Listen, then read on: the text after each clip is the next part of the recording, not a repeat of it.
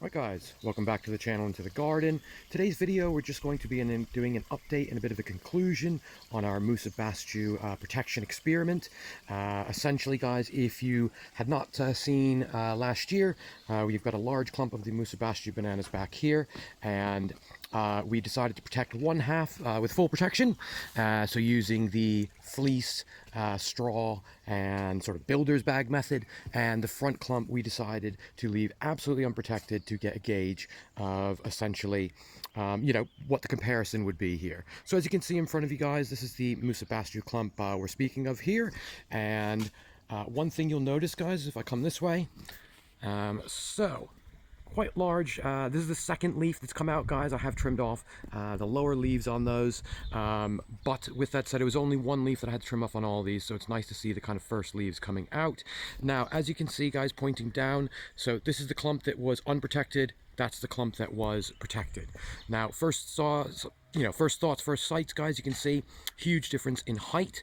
But the other thing that is certainly noticeable is if you look at the progress of this one, we're barely sort of any main leaves out. I haven't really trimmed anything back on these. Much smaller sort of front leaves. It is putting out a new leaf there, but as you can see, it's really kind of stunted. So in some ways, guys, I think the protection does give you that extra maybe month or so even on sort of getting the first few leaves out, perhaps even maybe just a few weeks. But just with that said, guys, with that said, I would certainly think about protecting the bananas, certainly to gain that height.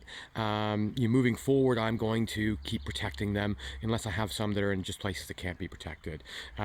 Just to mention, guys, as well, we're doing our sort of May update and garden tour very soon, so in the next couple days, so certainly keep an eye out for that. Lots of stuff's come out, lots of new plants since the last garden tour, and as well as that, guys, lots of growth that's come out of a lot of the plants as well.